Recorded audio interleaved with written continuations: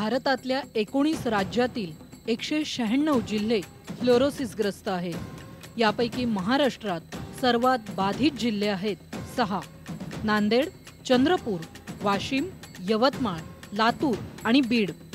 एकट्या नांदेडमधल्याच 303 गावातले नमुने फ्लोराईडचं पाण्यातलं प्रमाण मर्यादेपेक्षा अधिक असल्याचा इशारा देत आहेत. बोरचं पाणी पितात, त्याच्याशिवाय पर्यायच नाही पाण्याचा. भोकर तालुक्यातल्या एकाच गावात अस्थी म्हणजेच स्केलेटल फ्लोरोसिसचे अनेक पेशंट्स आहेत. फ्लोराईडयुक्त पाणी अनेक वर्ष प्याल्यानं गावकऱ्यांची हाडं ठिसूळ बनली आहेत. ती इतकी की हळूहळू हाडं वाकडी बनली आहेत. पाय दुमडत नाही. अंगदुखीनं हैराण झालेल्यांना कोणत्याही औषधाने इलाज होत नाहीये. गुडघे सुजलेले आणि पाय वाकडे झालेले. डॉक्टरचं म्हणणं आहे पाण्यामुळे त्रास होते, आपले हाडं झिजतात, पाय असा टेकत गेला नाही. ठण ठण ठण करत समजा आता तोडल्यासारखं आता कच कच कच कच कच मधामध्ये इजा होते समजा. चालता येईना समजा. आता 1 किलोमीटर चाललं की तिथं बसावं लागतं समजा.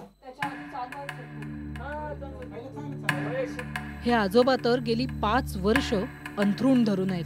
त्यांचा कणा ताठ होत नाही. त्यामुळे त्यांना झोप देखील बसूनच काढावी लागते. यांची सिटी स्कॅन केल्याशिवाय डॉक्टर म्हणले आम्हाला काहीच करता येत नाही.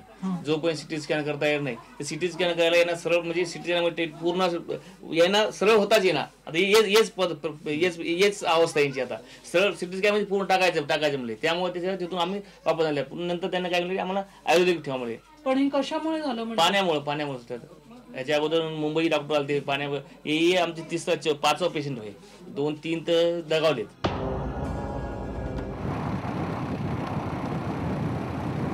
माहूर तालुक्यातल्या सावरखेडमध्ये तर पाठीच्या कण्याला उभाच्या उभा बाक आलेले अस्थी फ्लोरोसिसचे पेशंट भेटतात. वार्धक्यामुळे कंबर वाकली असेल अशी शंका मनात येऊ शकते. पण अस्थी फ्लोरोसिसच्या पेशंट्सचं थोडं निरीक्षण केलं की कळतं हा बाक वेगळा आहे. सरकारी डॉक्टरांनी देखील याची तपासणी केली आहे. पण हे रुग्ण आता कधीच बरे होणार नाहीत.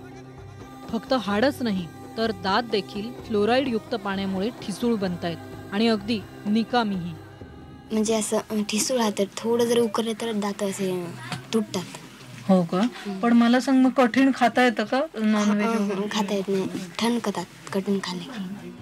सावरखेड सारख्या गावांमध्ये फ्लोरोसिसमुळे दाताची बोळकी झालेले मध्यमवयीन नागरिक आहेत, ज्यांना कवळी बसवण्याचा खर्चही परवडू शकत नाही.